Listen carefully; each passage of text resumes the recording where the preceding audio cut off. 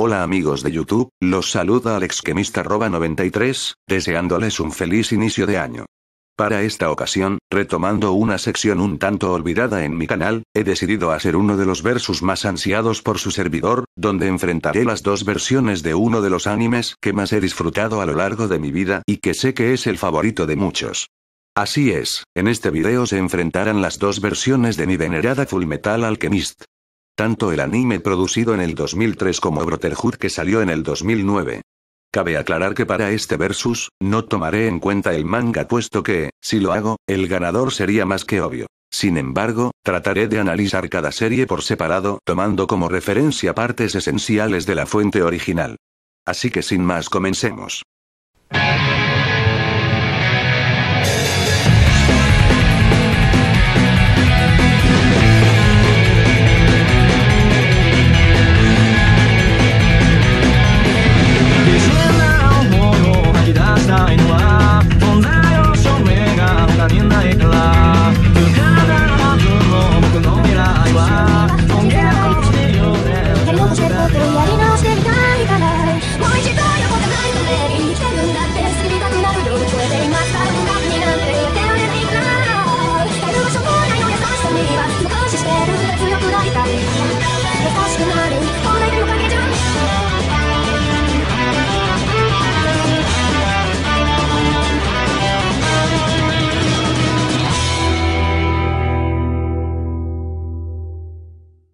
Round 1, Historia. La trama de Fullmetal Alchemist ya es muy conocida, por lo que procederé a analizar el desarrollo de la historia en cada versión. En FMA 2003 básicamente tenemos, en un principio la misma versión del manga. Los dos hermanos habían realizado la transmutación humana fallida y buscaban la piedra filosofal para recuperar sus cuerpos. Sin embargo, un aspecto interesante es que la historia no se detiene ahí, puesto que con el paso de los capítulos la trama se torna un tanto compleja y explora situaciones nunca antes vistas en la fuente original. Si bien es cierto que esta serie trata de adaptar de manera no tan fiel los primeros 30 capítulos del manga, añade ciertos elementos que la vuelven un producto completamente diferente y enriquecen a la historia de manera positiva. Respecto a Brotherhood, la historia también es muy buena, posee algunos giros inesperados y diversos arcos que la vuelven una serie mucho más que disfrutable. Adapta en su totalidad al manga, añadiendo alguna que otra explicación o flashback para enriquecer más la experiencia. Por lo tanto, para este primer round, la historia de ambos animes es muy buena, por lo que declaro un empate. Pasemos al siguiente. Round 2, Ritmo. En FMA 2003 el ritmo se puede categorizar como lento y pausado, puesto que si bien está adaptando los primeros 30 capítulos del manga, en la gran mayoría de los capítulos no hay mucho avance en la historia. Ya sea capítulos de relleno donde no ocurre nada relevante, como cuando se enfrentaron con la ladrona Siren, o con el alquimista Magic Hall, el amante de Lust, o la aparición de los falsos hermanos Elric. O también en capítulos donde se profundiza más en el pasado de algunos personajes que a la larga no llevan a nada. En cuanto a Brotherhood, el ritmo se puede catalogar como dinámico y trepidante. Al contar con una cuarta parte de los capítulos ya animada en la anterior versión, para este anime los primeros 15 capítulos vendrían siendo como un acelerado resumen de los mismos. Después el ritmo se vuelve mucho más dinámico con la introducción de nuevos personajes y giros argumentales inesperados. Respecto al relleno, pues la verdad es que no hay, el único capítulo que se podría considerar sería el primero, aunque este funja más como una presentación que como un relleno. Aún así, en el arco de Briggs el ritmo decae por unos cuantos capítulos y se repone, después aumenta hasta entregarnos esa épica y emocionante batalla final. Por consiguiente el ritmo en ambos es bastante diferente, y cada uno sabe sobrellevarlo a su manera, por lo que este round también termina en empate.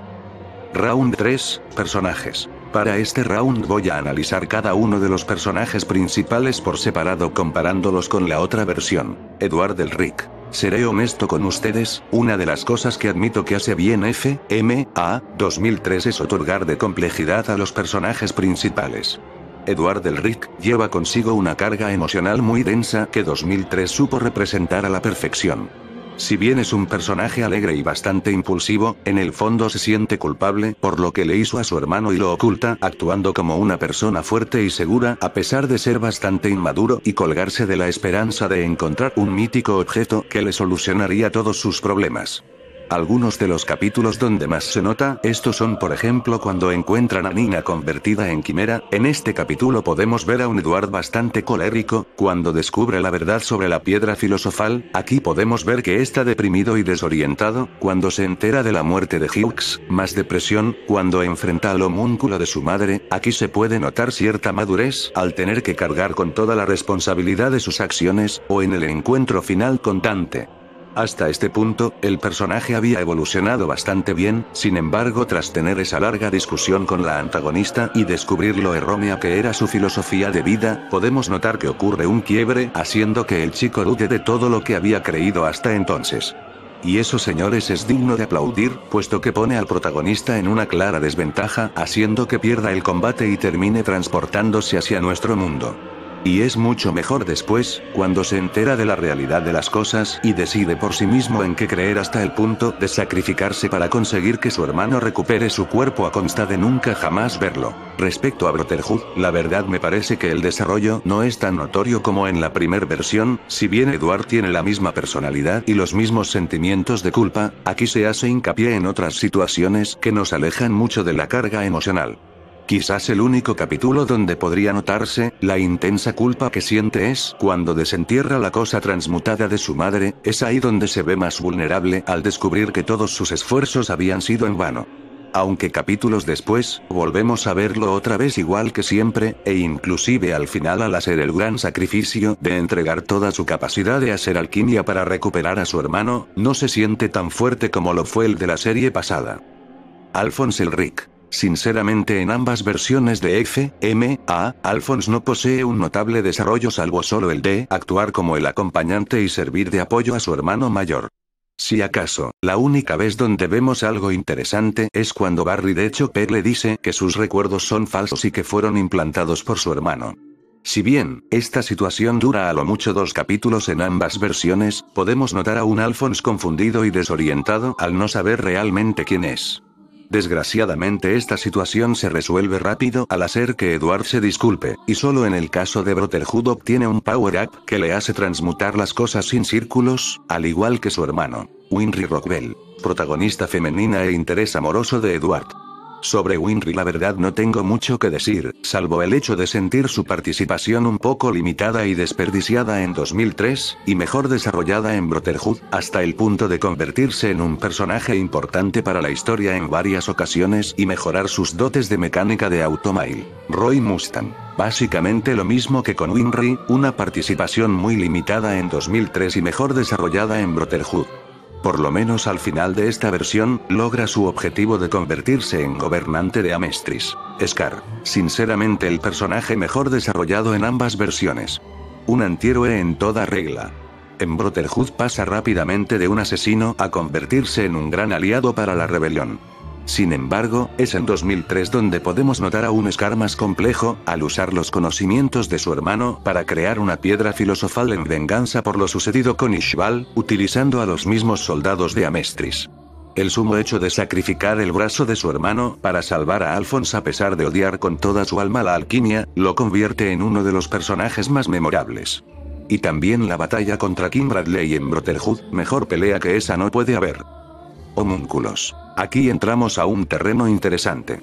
En ambas versiones estos seres son un elemento importante para el desarrollo de la trama, sin embargo al menos para mí, me parece mejor trabajado en 2003. El hecho de que estos seres provengan de transmutaciones humanas, conservando la forma de la persona transmutada, los vuelven un tema interesante a tratar puesto que se convierten en una carga que los protagonistas tienen que afrontar al responsabilizarse de sus acciones. Obviamente algunos de estos personajes estuvieron mejor trabajados que otros. A continuación voy a analizar a cada uno de ellos. Lust. Representa el homúnculo de la lujuria. En 2003 es la consecuencia de la transmutación fallida de la amante del hermano de Scar. Y en Brotherhood esta fue creada por Fater al igual que los otros homúnculos. Lo cierto es que fue un personaje mejor aprovechado en 2003 que en su contraparte. En un principio era una mujer fría e indiferente que solo cumplía las órdenes que le eran encomendadas, sin ninguna aspiración o sueño hasta que ve la posibilidad de convertirse en humana con ayuda de la piedra filosofal. Si bien al principio manipula a Edward Elric para que cree la piedra, al final de la serie terminará convirtiéndose en una especie de aliada con tal de volver a ser humana y arruinar los planes de Dante. Mientras que en Brotherhood, su participación es mínima, siendo una simple subordinada de Fater que a la larga muere calcinada por Roy Mustang. Glutonji. Este homúnculo que representa la gula no tiene ninguna participación destacable en ambas versiones, si acaso en Brotherhood le añadieron un poder adicional que consistía en absorber la materia como si fuera una especie de pequeña puerta de la verdad.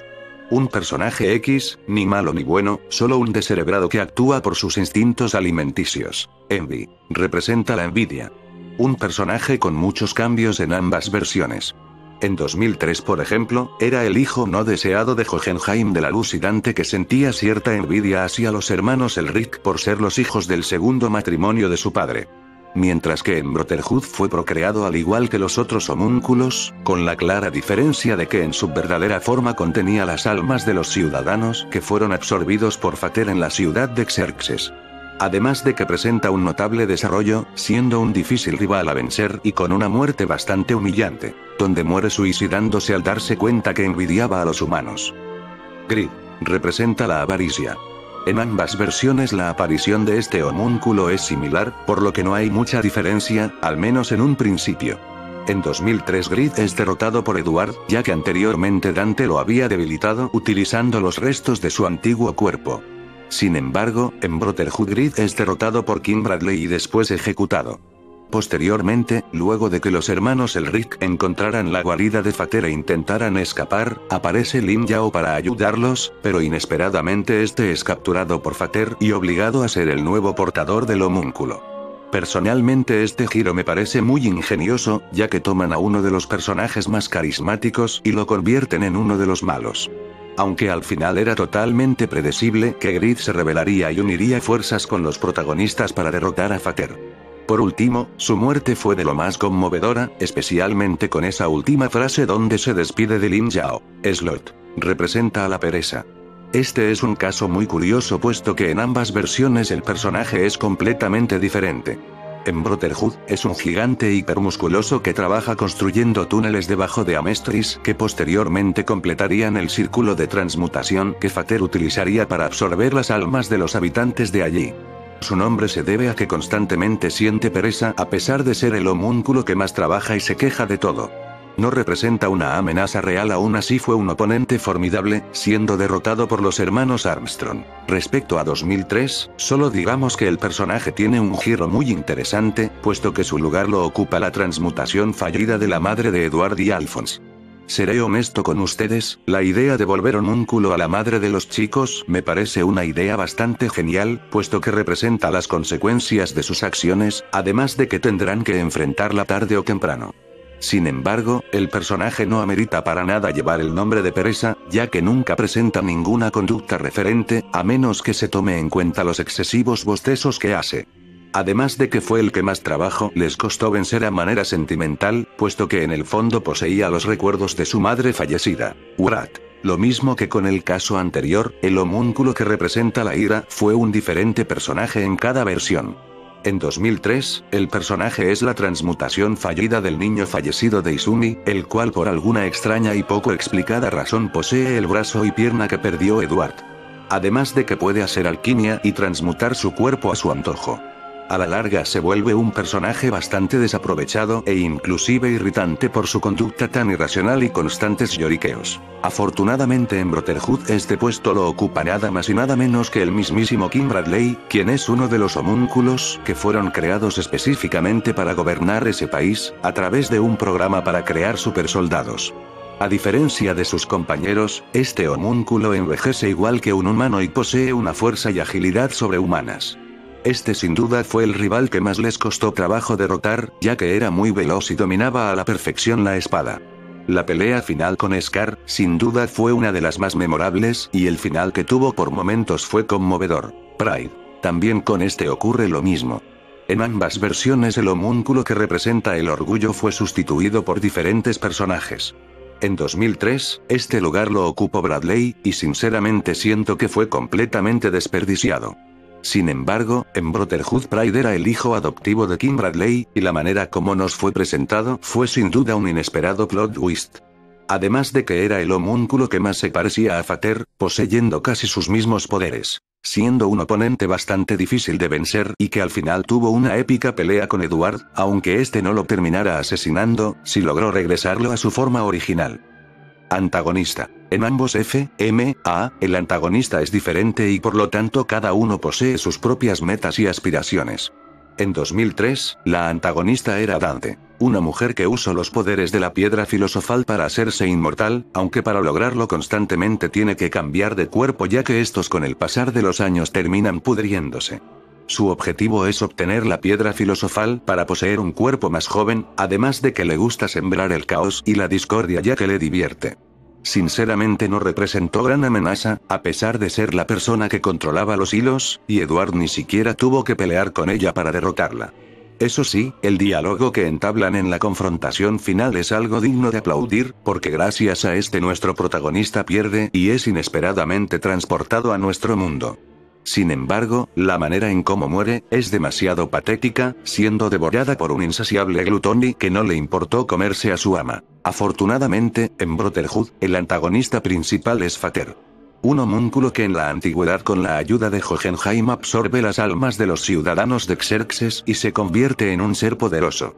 Su meta final consiste en volver a repetir el mismo proceso que utilizó con anterioridad, pero esta vez en el país de Amestris, utilizando como sacrificios a los hermanos Elric y a varios personajes más. Al haber conseguido sus objetivos, absorbe el poder de Dios, convirtiéndose en un ser omnipotente. Este es sin duda para mí, uno de los mejores antagonistas de todo el anime en general, ya que la diferencia de poderes es abismal, y se necesitó la ayuda de todo el ejército de Central, alquimistas, gente de Brix, gente de Xin, de los protagonistas y de Grid para poder vencerlo. La batalla fue bastante épica y la manera como lo derrotaron fue muy acertada. Al final este termina siendo succionado por la mismísima verdad, que en un último acto le hace ver las consecuencias de la arrogancia de sus acciones. Ahora sí, luego de tan extenso análisis de cada uno de los personajes más destacables de ambas versiones, es hora de escoger al ganador de este round.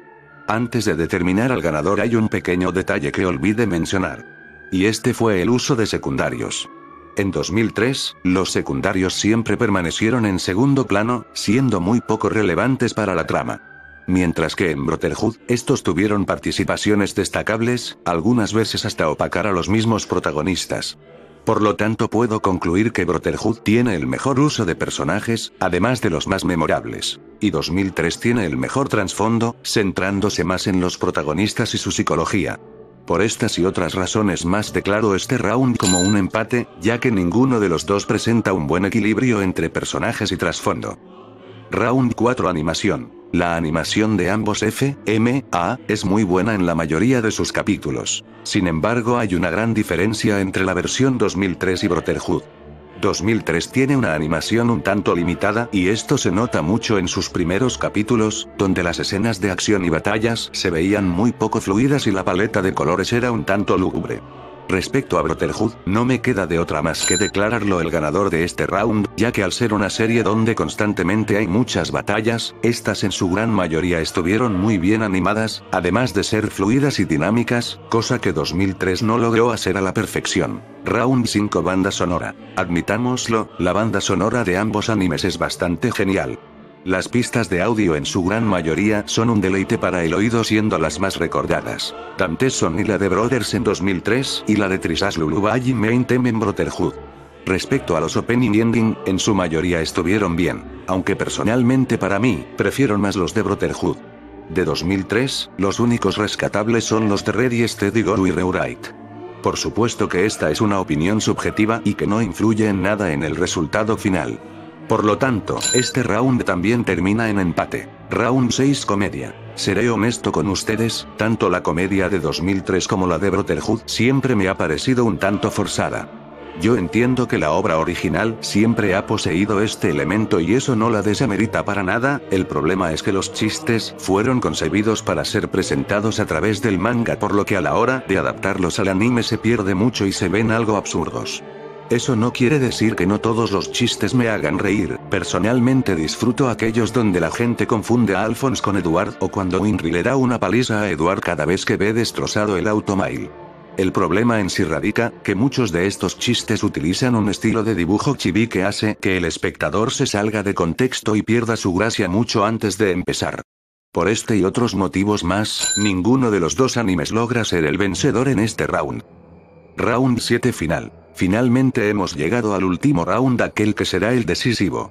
Una de las cuestiones más argumentadas de ambos FMA es el hecho de tener un diferente final. Por un lado están los que prefieren el final abierto de 2003 y por el otro los que prefieren el final feliz de Brotherhood. Personalmente yo me encuentro en ambos bandos, ya que para mí los dos finales son perfectos. Lamentablemente, ya hablando objetivamente, el final de 2003 no es del todo bueno. Permítanme explicarles. Para empezar, me gusta mucho la idea de que nuestro mundo esté conectado al de la serie, al igual que la alquimia provenga de la vida de los seres que murieron en nuestro mundo. Pero, esto no está del todo bien justificado, ya que en ningún momento a lo largo de todos los capítulos se nos había planteado esa posibilidad. Este giro argumental aparece salido de la nada en el antepenúltimo capítulo, donde Edward inesperadamente es transportado a nuestro mundo. Yo entiendo que cruzó la puerta de la verdad y que nosotros estamos al otro lado, sin embargo todo ocurre de una manera tan abrupta que cuesta un poco asimilarlo. En especial cuando en el último capítulo regresa otra vez a su mundo y sacrifica nuevamente su vida para revivir a Alphonse, aunque eso provoque que quede atrapado en nuestro mundo y que nunca más pueda volver. Como había analizado anteriormente, la muerte de Dante me parece bastante tonta, ya que el personaje poseía la fuerza y el poder para defenderse, pero es desaprovechado haciendo que su muerte sea estúpida siendo devorada por Glutondy. ¿Acaso la Dante que habíamos visto a lo largo de la serie no era lo suficientemente intimidante como para controlar a Glutondy? No sé ustedes, pero esto siempre me ha parecido un mal hueco argumental. Y sí, admito que la escena final de la serie, donde vemos a Edward y Alphonse levantando una mano hacia el cielo con la esperanza de volverse a ver, está muy bien lograda, ya que cierra de manera épica y nos prevé de una próxima continuación. Este habría sido el final perfecto para 2003, de no ser por un pequeñísimo detalle que estamos olvidando. Este no es el final canónico, ya que un año después salió una película llamada Fullmetal Alchemist The Conqueror of Shambhala, que se encarga de cerrar todos los cabos sueltos que había dejado la serie. Personalmente, considero esta película como un buen complemento, en especial si no quedaste satisfecho con el abrupto final. No pienso analizarla de momento debido a que posteriormente haré un video donde reseñaré las dos películas que han salido y por supuesto la más reciente versión a live action. Sin embargo, para completar esta crítica tendré que spoilear parte del final. En resumidas cuentas, la película trata de cómo Edward y Alphonse tratan de abrir nuevamente la puerta de la verdad a través de sus propios medios. Sin embargo, una villana interesada en el mundo, que ella denomina como Shambhala, tratará de impedírselos invocando a su propio ejército y destruyendo parte de Amestris en el proceso.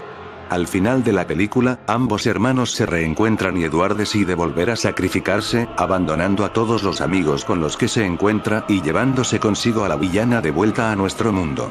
Por supuesto que este final pudo no significar nada a no ser de que Alphonse aparece en el último instante y se va junto con Edward a vivir nuevas aventuras en nuestro mundo. Sinceramente, considero este final mucho mejor que el de la serie hasta cierto punto. Aún me sigue molestando la idea de que ambos hermanos abandonaran a todos sus conocidos, en especial a la pobre de Winry, siempre se quedó esperando a Edward y él nunca volvió por ella. En fin, no es un final del todo perfecto, pero estuvo bien. En cuanto a Brotherhood, solo puedo decir que es el final que yo esperaba y estoy satisfecho con este. Si bien es cierto que es demasiado feliz, la verdad es que después de tanto caos no podía esperar un final diferente. Desde un principio FMA ha tenido situaciones trágicas y devastadoras, el haber tenido un final similar habría hecho que todas las experiencias vividas en el viaje no habrían valido la pena. Tampoco quieran un final a lo tipo Evangelion, la serie no es ni de ese estilo y la temática es muy diferente.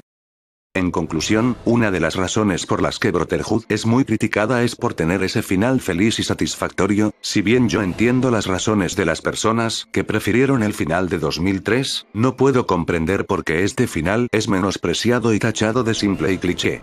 A Brotherhood cierra todos los cabos sueltos que 2003 no pudo, utilizó a sus personajes de manera ingeniosa y nos proporcionó una épica batalla final. ¿Qué más podemos pedir? Realmente estoy comenzando a pensar que la gente que piensa que el final de 2003 fue mejor es porque no pueden soportar ver una versión distinta a la primera que vieron. Pasó con It, pasó con Hellsing, la nostalgia siempre nos ciega. En fin, declaro como ganador unánime de este round a Brotherhood por todos los anteriores argumentos expuestos. Bien, ahora que hemos pasado el octavo round es hora de declarar a un ganador. Pero primero revisemos las puntuaciones.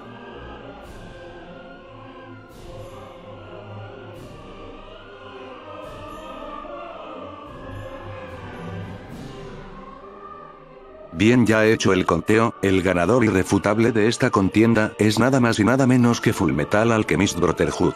Por favor, no se sientan mal por 2003, fue un digno contendiente casi estando a la par. Lamentablemente debo de ser lo más objetivo posible, y a pesar de que también disfruto esta serie por igual, soy consciente de todos sus fallos, y por tal motivo no puede ser mejor que Brotherhood. Antes de terminar me gustaría añadir que la intención de este video no es molestar, ni humillar a los fans de ambas series. Como posiblemente habrán notado, yo también soy fan de las dos, si bien sé que 2003 está en una gran desventaja por no respetar al material original, también puedo argumentar que propone cosas interesantes que tal vez nunca habíamos visto en el manga. Esta no es de esas adaptaciones que por no ser fieles al material original son cutres, sino más bien es de las que se disfrutan más por ser diferentes e innovadoras. Así que si solo has visto Brotherhood y no le has dado oportunidad a 2003, te recomiendo que la veas, es una gran serie que propone una perspectiva diferente de los acontecimientos ya vistos en el manga.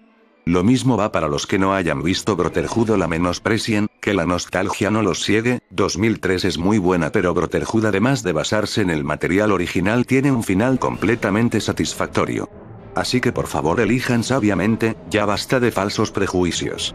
Mejor disfrutemos ambas, después de todo así tenemos más capítulos para ver. Bueno, gente de YouTube, se despide AlexKemist93, esperando que el video haya sido de su agrado. No se olviden de comentar, darle like, compartir y suscribirse a mi canal para ver más proyectos.